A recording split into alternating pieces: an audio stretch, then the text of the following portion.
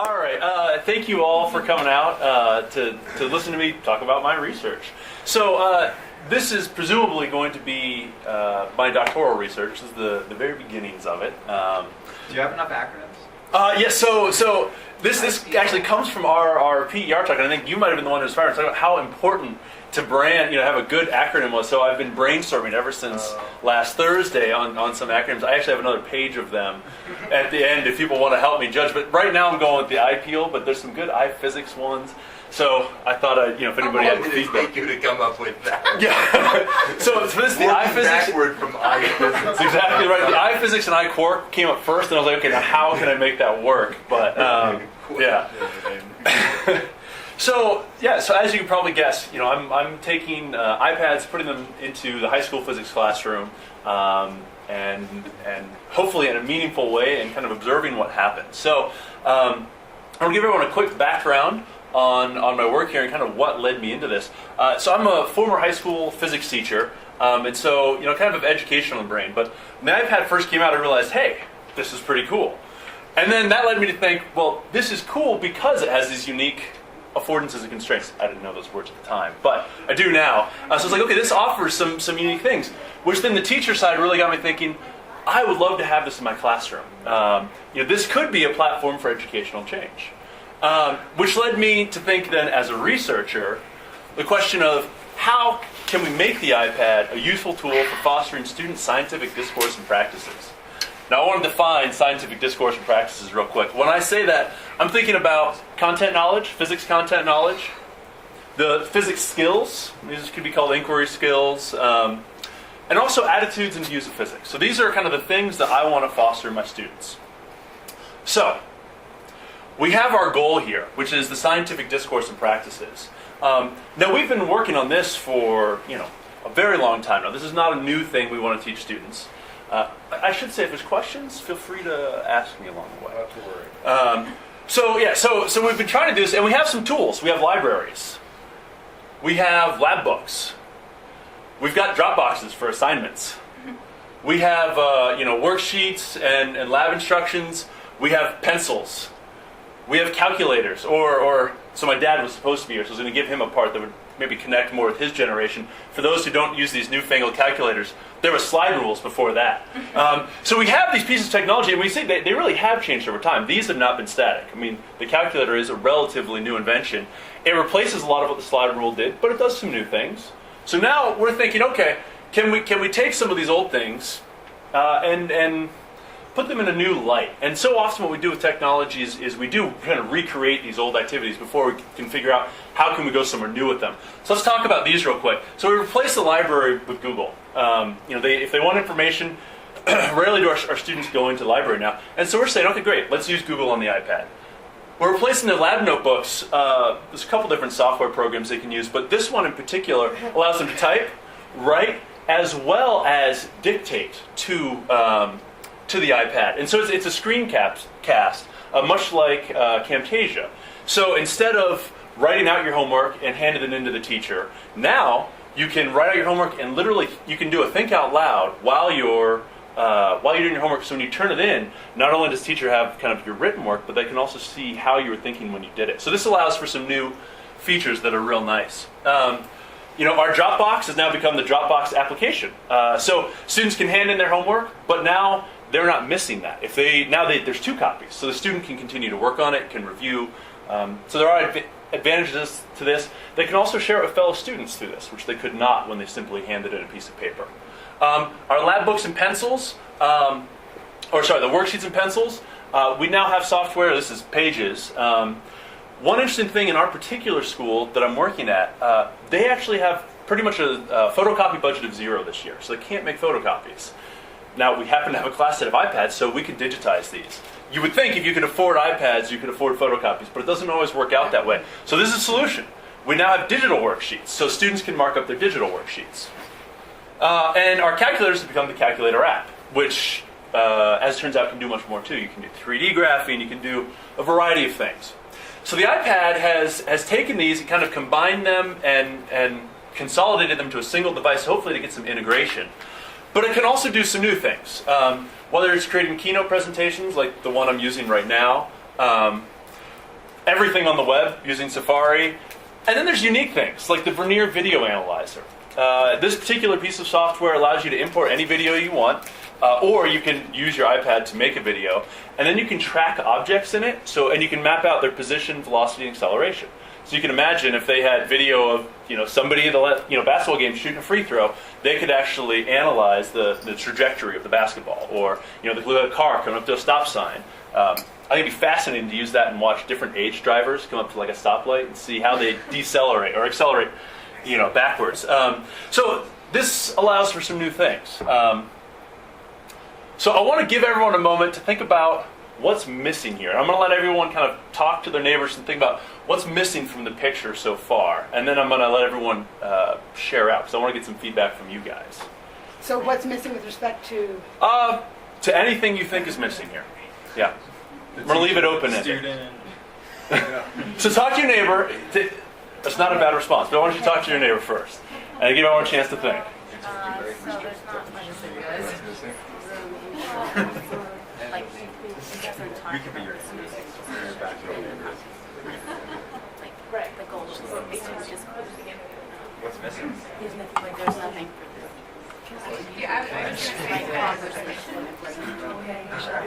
and in a way like also it's between like the feedback. Like many of them how can we have some aspect of feedback? Like Talking about the other. what's missing feedback, like feedback and body acceleration or something, but it's some kind of anonymous data gathering. But this is like the feedback is pretty deep so far right here.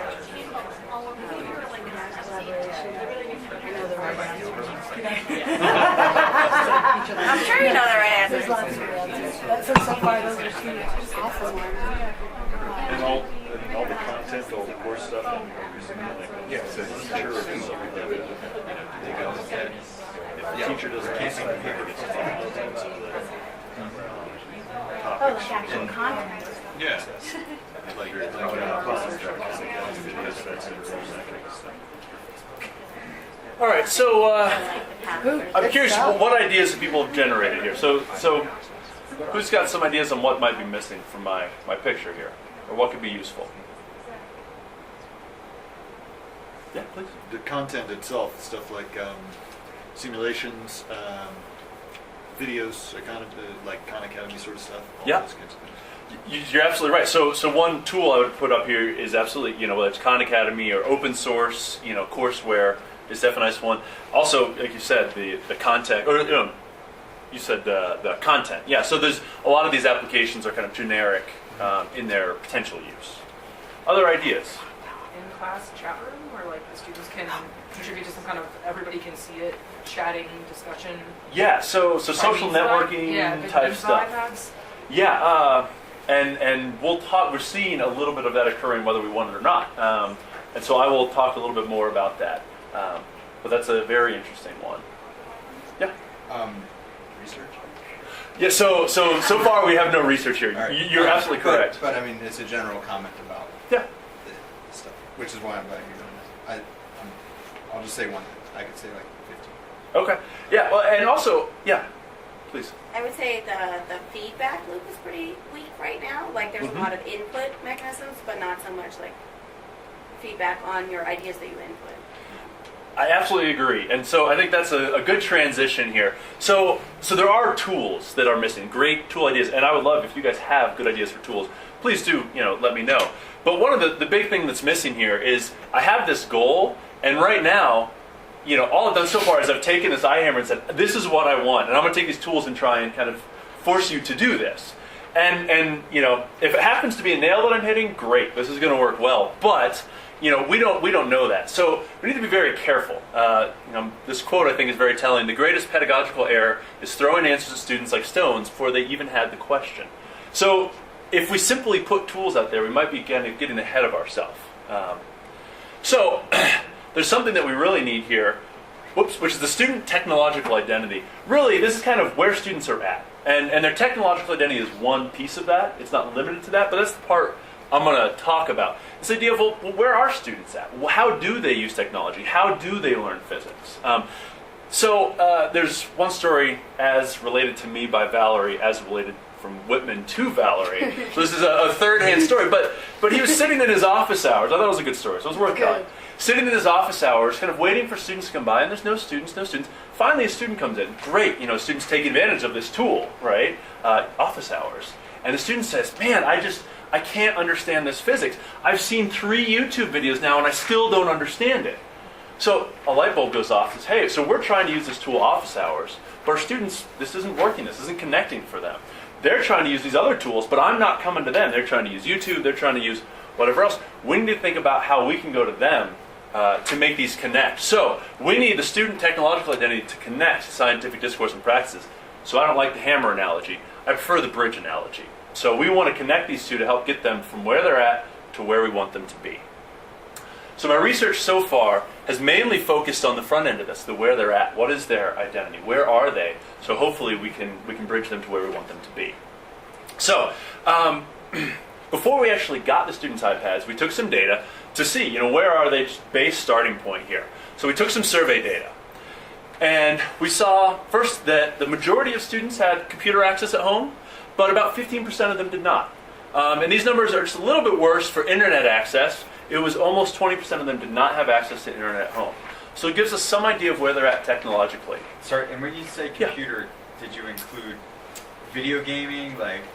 How did you define computer? That's a very good question, and I literally asked them how many go to a computer at home, so it's up to them to find. Some of them may have defined their gaming system as a computer. That's true. My guess is that most of them thought more of a traditional computer, but you're absolutely right, and I don't have any data to support how they interpreted that question. That's a good point. It says internet. Can you go back? Yeah, there was This one's internet, but yeah, computer at home. Okay. Yeah, so the follow-up question to that was who has internet at home. But And yeah. did you ask them who has fast internet? I did not ask them what type of internet, no. It's a good question, though. So and this is something that as I'm going, trying to figure out what information is relevant and how do I get at these, is something I'm also figuring out as I go. So, we have these base questions, but what are appropriate follow-up questions? And I'll talk about this, but we're going to continue to do surveying throughout the semester, so if you have good feedback on ideas on what I should be pulling, please do let me know. So we also asked how familiar they were with the iPad. Can you describe your school, Ben? That's a great question.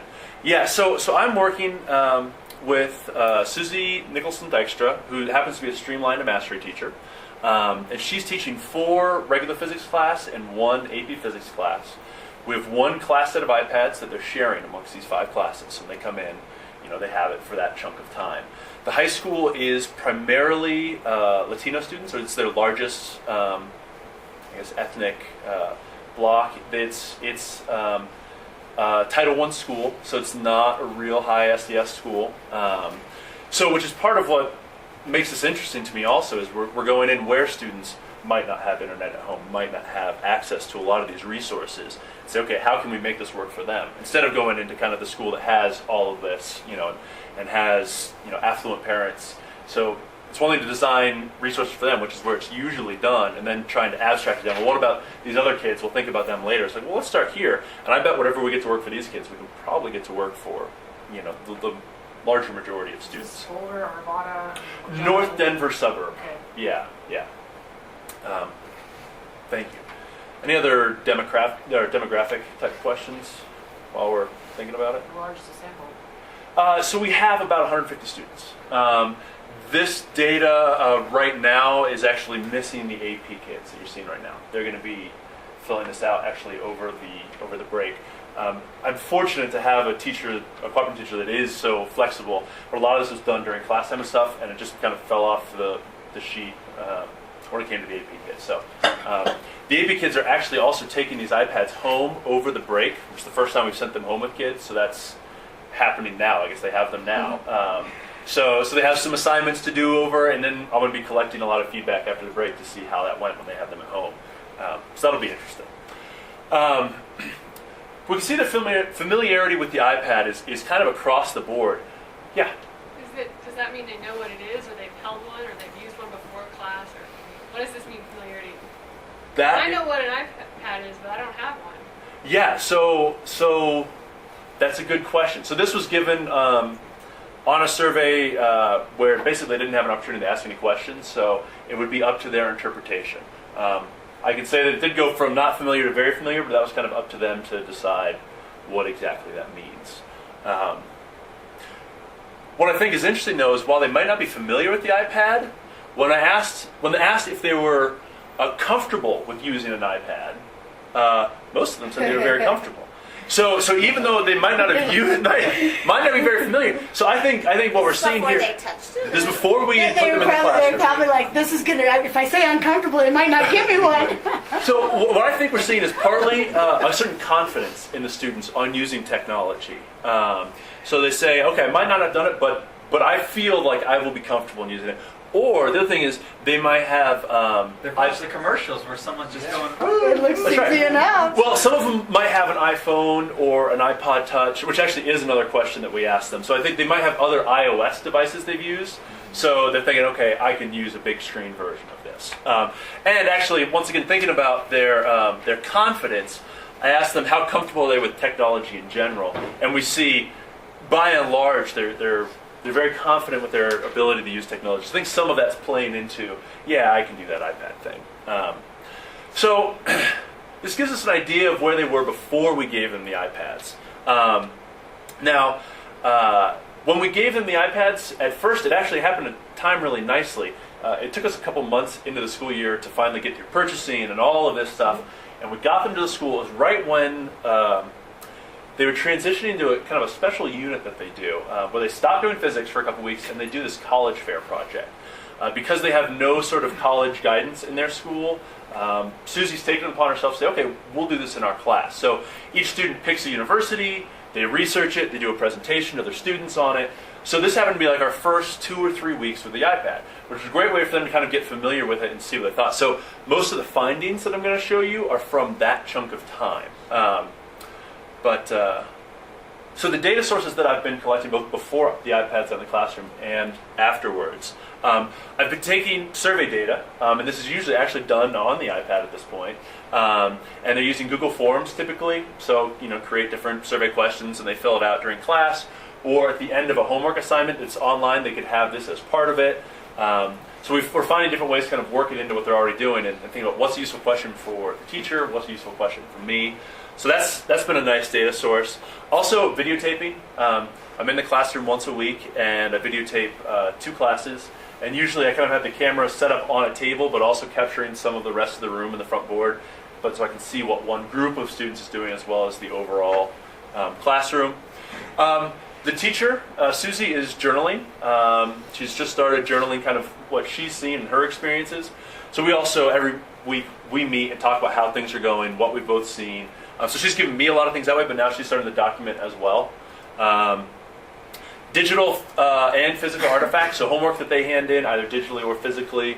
There's a lot of nice stuff there. And then perhaps the most important one right now is in my site notes, when I go out and I take notes. And my notes look something like this, where you see in the left column I get a timestamp. I say, okay, where's the agency? Is this student-led, teacher-led? Is this a sanctioned activity? What the actual activity is? Percent of class engaged in the activity, so we can see which activities are kind of pulling students in. What technology is being used? And this goes beyond just, they're using the iPad right now. It's also what applications they're using. Are they using pencil and paper? Are you using the front board, the whiteboards for this? Are they using...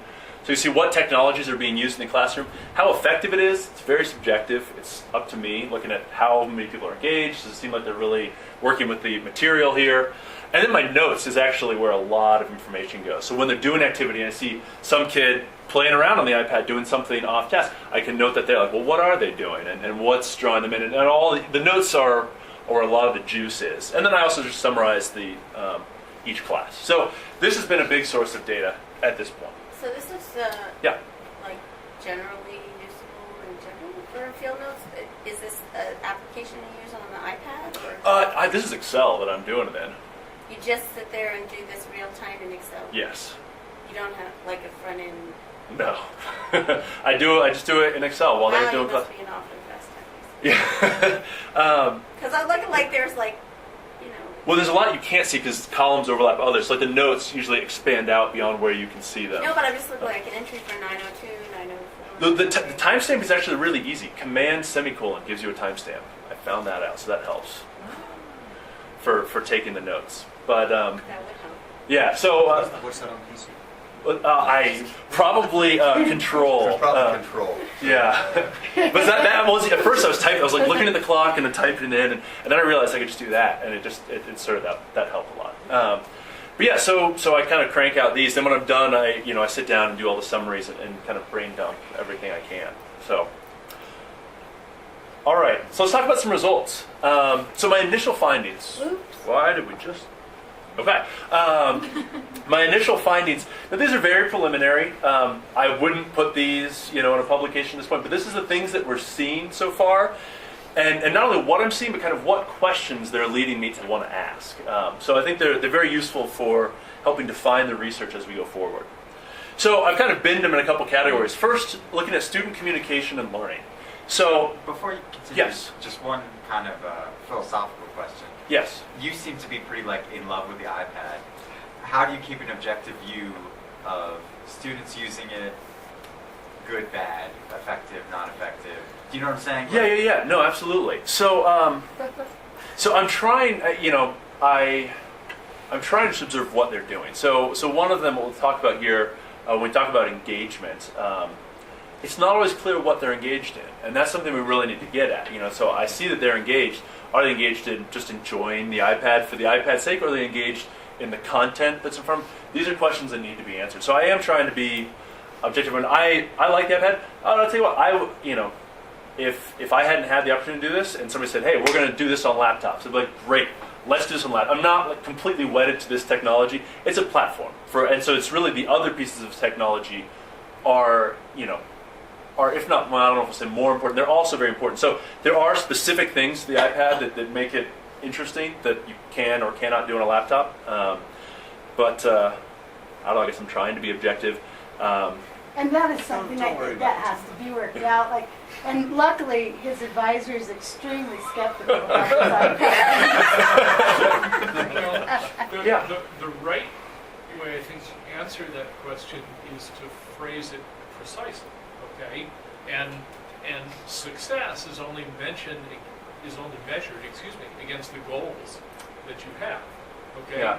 To take that one step deeper, my college freshmen here are not very self-reflective or metacognitive about their own learning. And in particular, they don't distinguish between learning stuff and understanding the same stuff. Okay? So they're... And you find a higher level of understanding. They're very facile, for instance, at looking up something on Google. But if I ask them, does that something apply in a slightly different situation, if they can't find it on Google, then Yeah. they're stuck. And I look at that and I say, oh, so you don't really understand the stuff. You can find it, Right. but you haven't gone the next step. And I certainly agree that finding stuff is getting easier and easier and easier, but that shouldn't be confused with knowing how to use the stuff that you found without having somebody else to have done Right. it on Google. Synthesizing the information. Yeah. A quick comment too in response Please. to that. When I studied, in the time I was studying clickers for my dissertation, I came up against this a lot. People would assume that because I'm studying clickers for my thesis work, that I must be all pro clickers and totally pro technology, right? So I found one of the ways to answer that question is to start talking about learning goals and sort of say, look, I used to teach high school physics. I'm trying to improve the teaching and learning process. So my critical perspective comes from my former position as a high school teacher, knowing Yeah. that in order to get people to learn, you've got to set goals, and then you've got to use things that help you achieve those goals. So my question is this technology helping the teacher to achieve the learning goals, or when does it detract from that or something? Yeah. Well, and I think one part of it is I'm very aware. It wasn't an accusation. Oh, no, I don't. No, it's a good question. I think it's a really good point. Yeah. But another way is to simply acknowledge, I'm in love with the iPad. You're right. I've got to be really careful when I analyze this Yeah. data that I'm not favoring certain things and seeing things that aren't there. If my goal was to get students engaged who were not previously engaged in class, then I might conclude legitimately, I think I've succeeded. but I think it's really, really important to be clear what your goals are. Yeah. I was looking in on something at Casey Middle School a couple of years ago, and they gave all the students laptops to produce a video about math. And from what I saw, I was really convinced that they all were getting good at producing videos, but I wasn't Right. convinced they were learning very much about math. Right. No, and I think that, that while it's important to figure out what tools work, it's equally important to figure out what isn't working. And I fully expect some of them would be like, the greatest idea in the world is to use this app to do this thing, and it's going to completely fall on its face. And we need to know that just as much as we need to know the ones that do work. So I'm acutely aware of that and trying to figure out, well, what isn't working. Because, you need to know both sides of that. So, okay, we see digital techniques spreading rapidly. And one of the instances of this is, so students are typing on this keyboard, but one of the computers has the keyboard as two halves that are split that they can type with their thumbs instead. And so students are trying to figure out how to do this. So finally, one of the students figures it out. And it spreads like wow. I mean, they're working on a project. They're all, legitimately working on their presentations. But as soon as one student got it, by the time I walked around to the other side of the room, everybody was doing it. So we see this very rapid spread of information, of some pieces of information. That's really exciting. So we've seen that with a couple different things, which leads us to ask a question: why are some things spreading so rapidly and some things aren't? And can we make scientific discourse and practices spread that way? Can we kind of hitch our wagon to this bullet train, to get this to spread? So that would be great. So another thing we found is that students are demonstrating very quick mastery and fluidity of a lot of this technology. One of the students that I really think of with this, he had his presentation, his keynote presentation going for the college. And so he had his slides, they all looked nice, but if you asked a question that wasn't on his slides, he had several other resources ready to go. So he would very quickly switch to the college website or switch to another app where he has stuff very fluidly working between these applications, where he's had this in his hands for 2 weeks, and I was very impressed. Being a very tech-savvy person, I don't know that I would have been that fluid doing it. So we see them picking up some skills very quickly. So what's motivating this high rate of learning of technology? And can we, as we take this into the academic setting, do we see that this starts to drop off, this rate of learning, if we make it more physics learning? So how can we kind of straddle both, hopefully, to transition this into the things we want them to be learning? And then we also see students are engaged in new forms of peer communication. So I think the most interesting way that I see this happening is actually across periods. I mean, we do see interesting stuff within the period. We see students starting to FaceTime one another, which is like video chat within the classroom. They know, oh, my friend has, iPad number 13, because they get the same ones each time, and so they know how to network those and do some video chatting.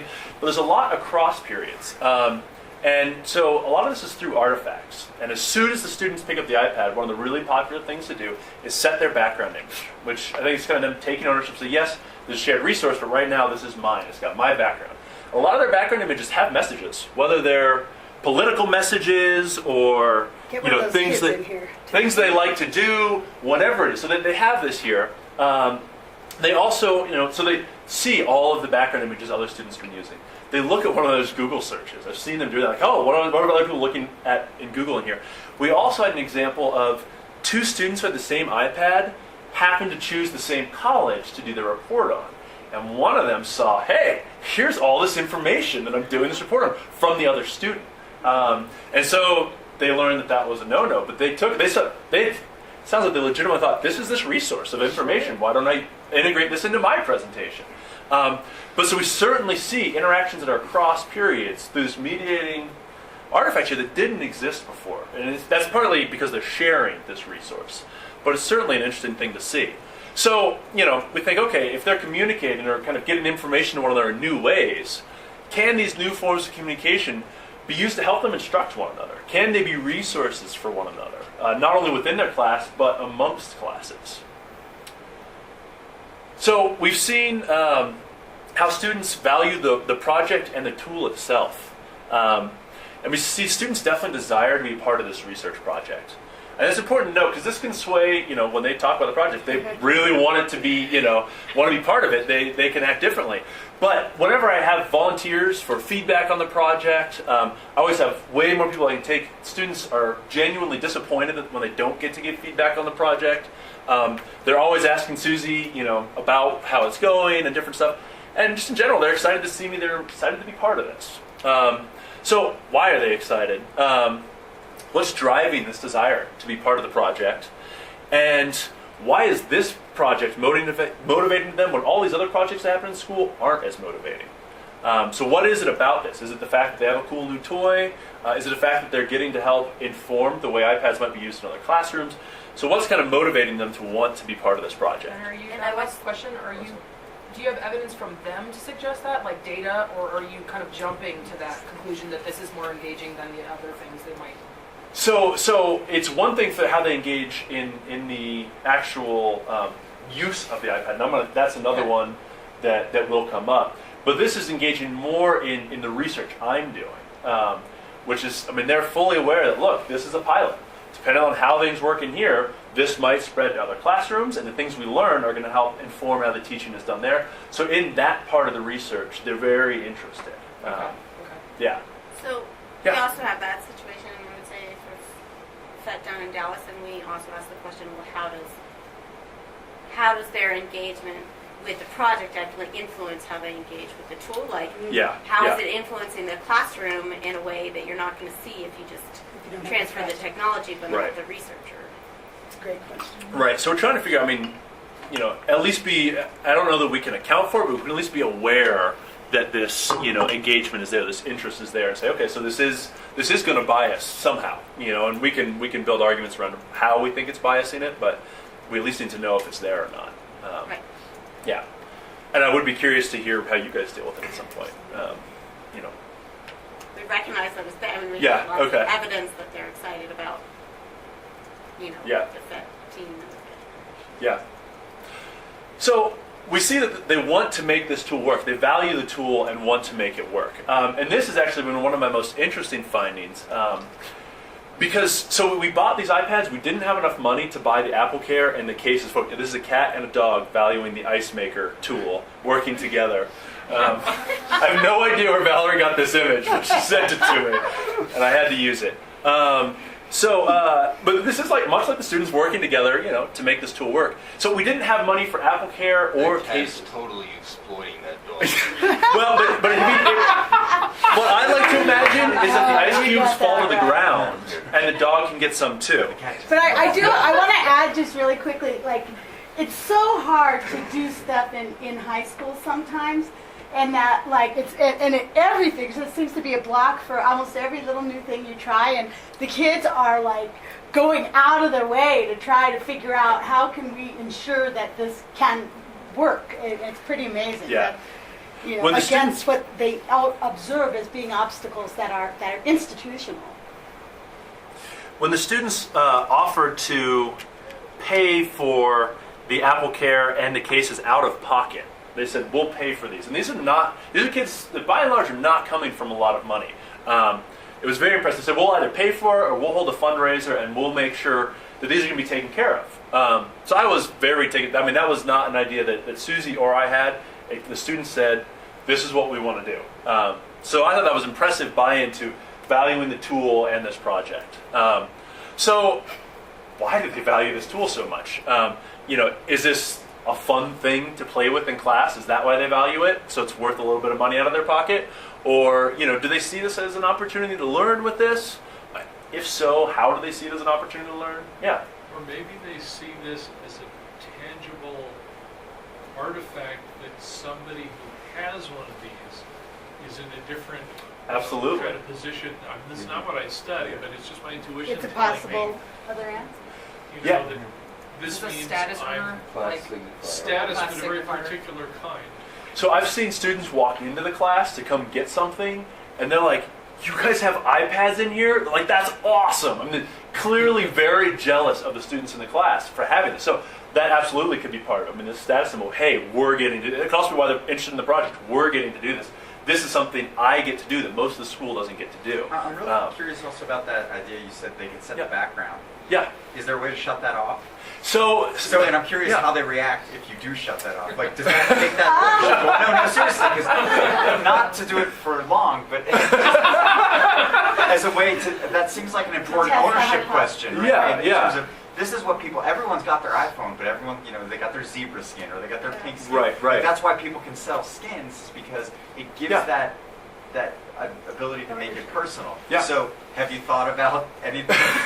So I haven't thought about messing with them in that Not way. necessarily. It's just like, we've taken that feature off for this week or this day. Yeah. Yeah, that's not a bad idea. There are some controls, and they're set for some. For example, limiting what the students, limiting the students' ability to download apps and put it on there. So we have some control over that, and that's something we've also been figuring out. Like, okay, what can we control, and how much do we want to control? Is certainly for a little while it's not a bad idea. I don't know why this is doing that, but some of it is I like seeing that they're exploring, and that's part of what we want them to do, so they feel comfortable with it.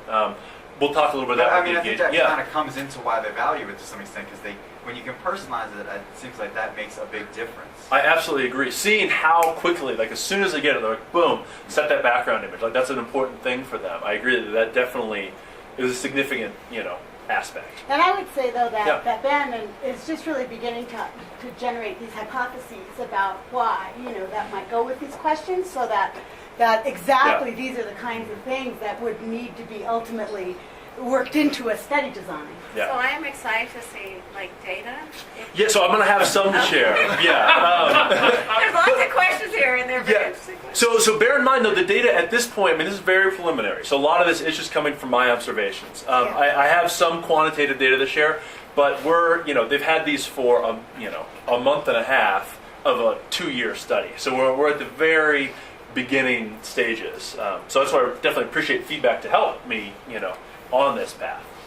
I was just going to mention that some years ago I was part of a high school project that allowed students to take pictures of things in the sky and then study them in class. And if they had their own picture with their own name on it, they worked, I don't know the exact number, 50% longer than if you just handed them the same picture that belonged to somebody else. Interesting. Yeah, I can believe it. Ownership is very important. Yep. Yeah. Yeah, I think what you brought up is really important with regard to technologies, because when you think about cell phones or other technologies that people really make their own, it is a form of self-expression. And the more people can relate to a technology when they're new to it, I think the more likely they are to persist with it and to kind of want to making it their own makes it more comfortable for them. Yeah. So that's an important thing. I agree. So I'm going to keep going here so we make sure we have time to get to the quantitative data. So we do see also, I've seen changes in engagement. So students are more engaged in iPad activities. And this is where the question comes in. So I see they're engaging in the iPad, but what about it are they engaging in? Is it just in using it? Is it engaging with the, kind of the sanctioned activity? But we did see one really nice thing. So it's both in class, but on this college fair project, we also saw students coming in to finish it during non-class hours. And that had never happened in years past. So that's an encouraging sign to say, they're actually, at least to some extent, engaging more in the content here. So that was nice to see. And so, we asked, what's guiding this engagement, and can we keep this going? I'll be very curious when the iPad 3 comes out in next March or whatever. Are they still as interested in their iPad 2s? Or is this no longer the newest thing? So how will that change things? I think it'll be really interesting to see. And my last one here is that students are enjoying using the tools. There's certain applications, like the camera application, any free moment they have, they can kind of mess with images, so they take pictures of one another and play with them. They love doing it. Setting the backgrounds, and I do have student feedback, which I'm about to share to back this one up here. But so we asked, why are some tools more enjoyable than others, and can we transfer this enjoyment to the learning of physics? Kind of hitch these two together. So let's look at some post-college fair survey data. So after they did this college fair project, and they have not really used these with physics yet, so bear that in mind. We're going to talk about that too. But okay, so how much did they enjoy using the iPad during the college fair project? Yeah, I know. I'm not going to show you the data. We see that by and large, the students really enjoyed this. There were a few who said very unenjoyable, and I know one or two of those students. And to them, they said, well, I want to do this on a PC laptop. You know, they were against the idea of using the iPad. So, Was Noah in your class?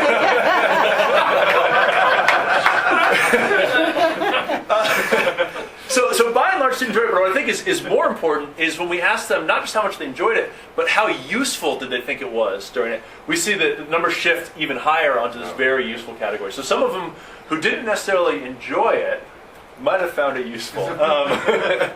But this is as they report it. So, you know, was it actually more useful than using butcher paper? You know, we don't have a control group to be able to tell, but students at least thought this was a useful resource.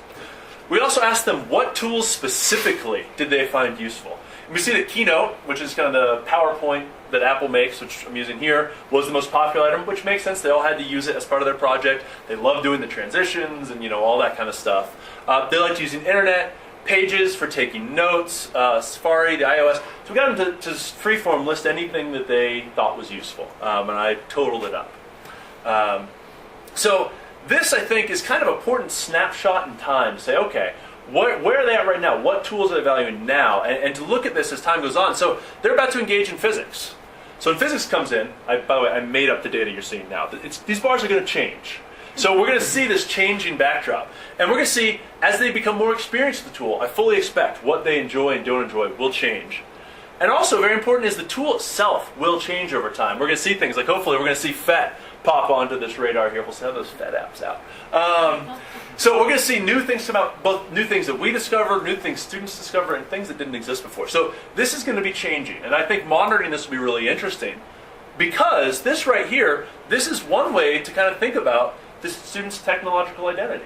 And as this changes, it gives us some idea of how the students are changing over time. And question. Go ahead. I'll just say that what we're going to see here is that the way they use this tool is going to mediate how they change and how they grow. The student technological identity will change because of it. But at the same time, their identity is going to mediate how they use the iPad. So we're going to get a feedback loop here. And I fully expect that, you know, as we see changes in one part, we'll see changes in the other. One kind of ed speak term for this, sociocultural cognitive systems by Hutchins. But for the biologists in the room, you can think of this as an ecosystem. Or for the physicists, we can think about a circuit. No, that's part of the EQ. Yeah. And in a circuit, when we change one part here, so if I change one of these resistors, and change systems, we're going to see changes to the entire system. So this is this idea that it's going to be a very dynamic system. So in summary, we know where we want students to be, and we know we need to be aware of where they are, and one part of that's their technological identity. And what we really want to do is bridge them, figure out how to get from one to the other. We also need to be aware that technological identity, that's not a static place. That's moving, constantly changing. So our bridge is going to need to be fluid and dynamic as well to try and keep this connection going, to get them from where they are to where we want them to be. So I really want to thank Valerie and Noah both for their invaluable advice and patience in helping me with my research.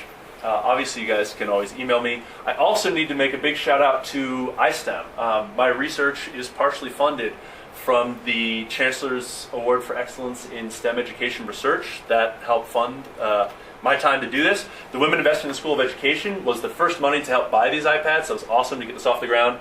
And NSF through the Streamline to Mastery project we have funding. So, Awesome. thank you guys very much. Any questions? Yeah. I'm just jumping in because I got to go. Yeah, please. So, very cool. One question is, what did you mean by iOS? So it's the operating system. Well, I know, Oh. but I mean, when they said that was useful, like, So that was just a fill in the blank. I didn't have columns. They said the iOS. Okay. I don't Or- know what they okay. mean by that. So Yeah, I should say a couple. Some of them said iOS. Some of them said things that were specific to the iOS, and I interpret. So they said like the ability to type in this way, and so I said, okay, that's part of the iOS. Are there any Okay. PCs in the classroom? Yes. So there's a school set that they can check out from time to time. So they do supplement with that One of our occasionally. programmers just Yes. realized that he could use screen sharing software, Uh-huh. have FET running on a piece on something, and screen share it to an iPad, and Yes. it looked good for some Sims. So Wow. we could investigate that as a first trial run if you wanted to. That would be great. So I should say there's several people who were hoping, like Vernier, we're in touch with them for getting their kind of first iOS stuff and getting to hopefully pilot some of this. We would love to be, that we can hopefully provide you feedback, and then we can also use but I mean, tools. this is a way that you might be able to use. That's we Yeah. launched this thing. desktop, right? I'm trying to show that. There's a bunch of different technologies. That's cool. No, yeah, I hadn't heard that. So, Yes, other question. So I have You kind got of a big picture question. and Please. It's not, Oh, no, it's- you didn't finish your question. Yeah, sorry. Oh, Okay. that was giving the nod. Go to the next question. Oh, I saw you interrupt Oh, them. sorry. I Yes. was just going to say, I think it'd be worth unpacking your idea of computer identity. A student technological identity, but yeah.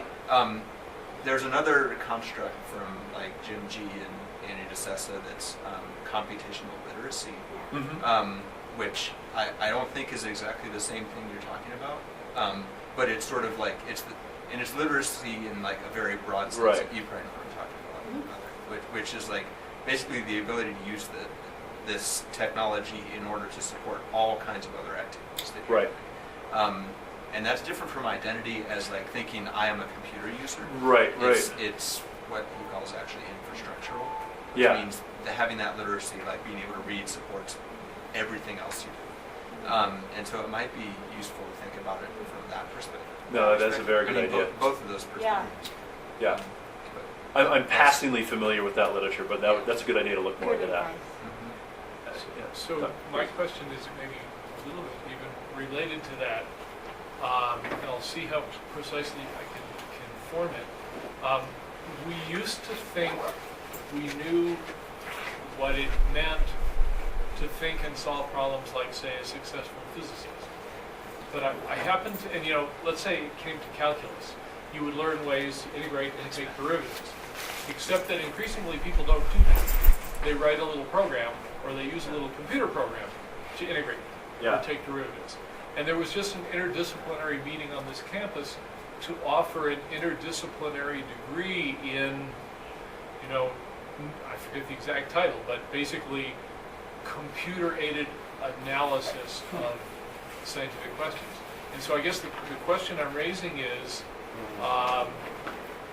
maybe it's not so far-fetched, or maybe it's a different way of solving some things when the students get so facile at going to Google, going in here and finding this and finding this. I, a few minutes ago, said that's just looking stuff up.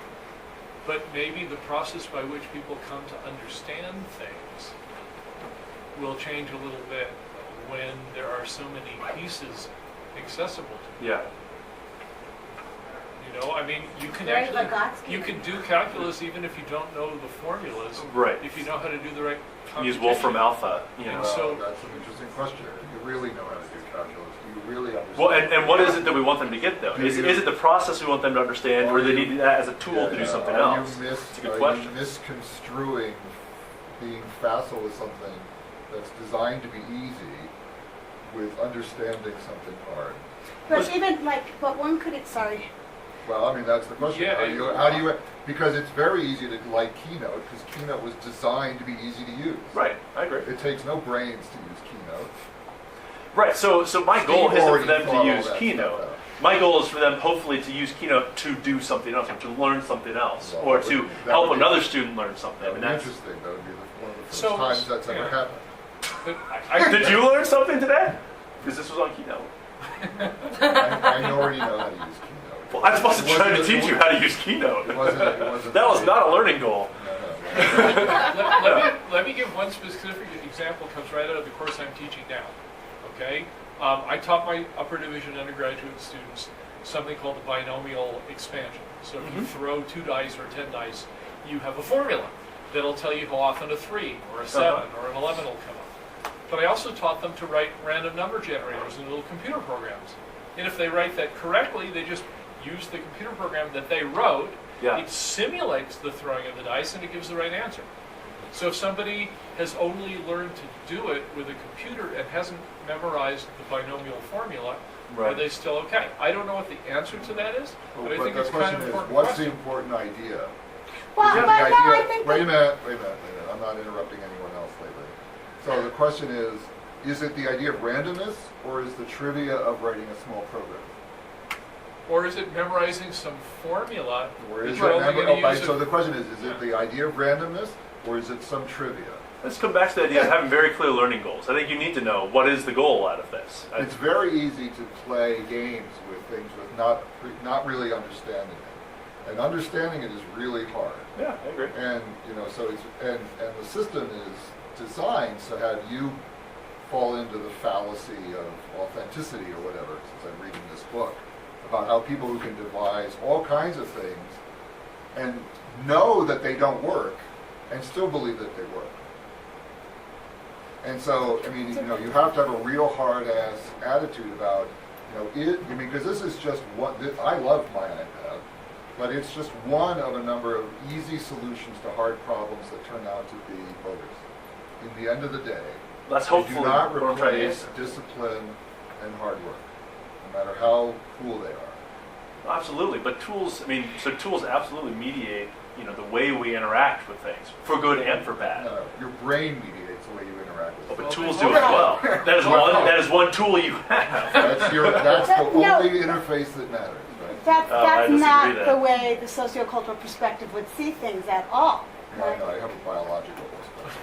So, but it does bring up a broader question of how communities might change what they value as a result of what tools are available and how they do these computations. I mean, what? Well, that's yet It's a- another dangerous question. Very dangerous Because question. what communities value move. That's a deep sandpit. Or bring in another voice to the And we'll- So conversation. can I Yeah. ask a not broad question? Yeah. Which is, so I'm interested in this. You let them take them home over break. Yeah. You're going to do stuff with them. So are you going to give them like a pre-test straight out? I assume they will just have a good time with them. That's what I would do. Well, they also have some assignments they have to do with them. Sure and stuff, but like I would also just be using it. Yeah, which they're allowed to do. So I don't know. So what are you gonna? Are you have any plans for like looking at how like this free range? You don't have a window to that like. Yeah, so absolutely. So I'm hopefully going to have a nice kind of barrage of questions that they're going to fill out either right when they come back to school, or right before they do, be part of their assignment. So they've filled out forms to say, okay, if I know if I break this, I buy it. So they have different forms. They have assignments, and at the end, I'm going to cap that off with. And I do need to think about what are the interesting questions to ask them. But hopefully, going to have kind of a battery of questions. Figure out how did they use this? What did they find interesting? What did they learn? What are they?